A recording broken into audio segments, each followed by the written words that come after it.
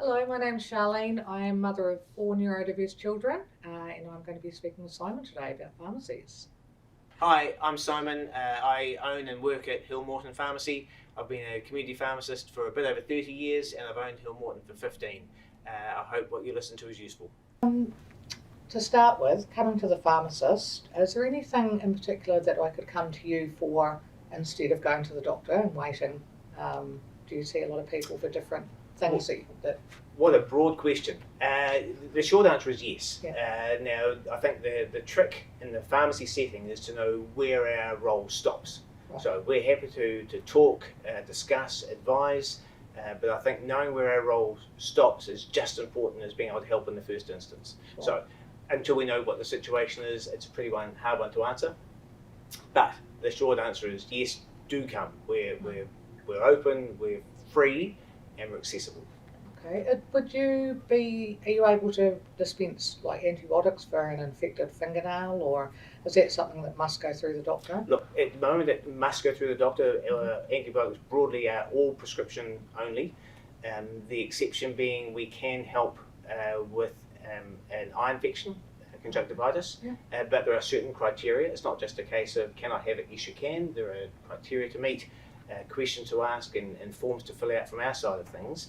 Interestingly, there's a trial going on the eastern side of town where pharmacies are able to help with minor skin conditions and skin infections, and that's quite exciting. Very much so. I find going to the doctor for something little, like a skin infection of some description, can be quite an ordeal, getting an appointment and things. So it would be helpful to be able to just come and see you instead. Look, and honestly, it's the small things that go bad fast. An example I'll give you is hairdressers where they get a tiny bit of hair down the cuticle and they say, what do we do about that? Often it needs oral antibiotics, it just goes bad in a hurry. And the trick from our side of things is convincing you that's the case. Okay.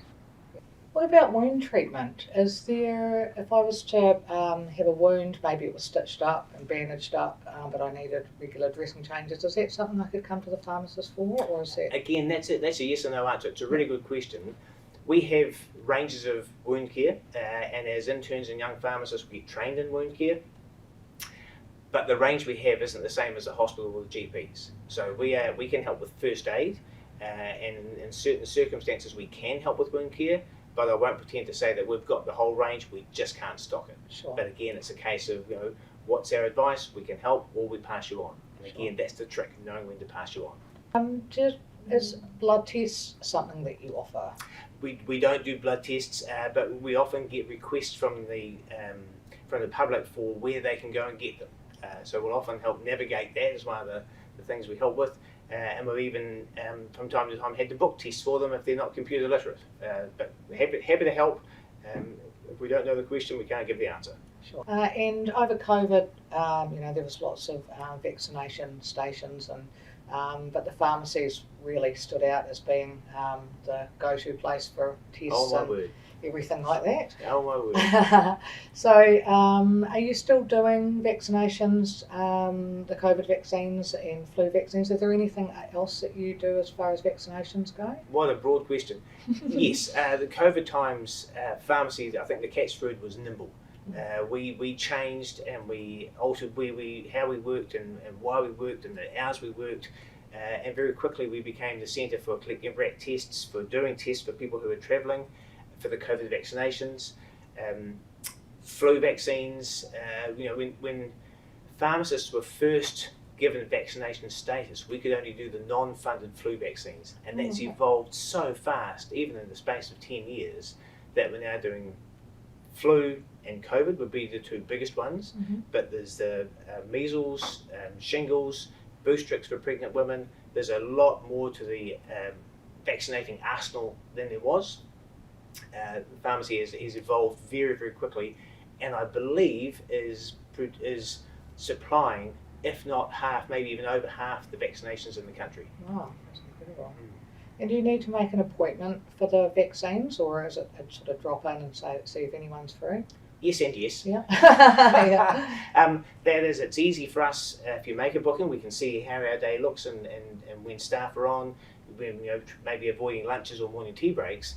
But by the same token, we'll take walk-ins. We want to make getting vaccinated as easy as possible, we'll be as accommodating as possible, and we'll take both.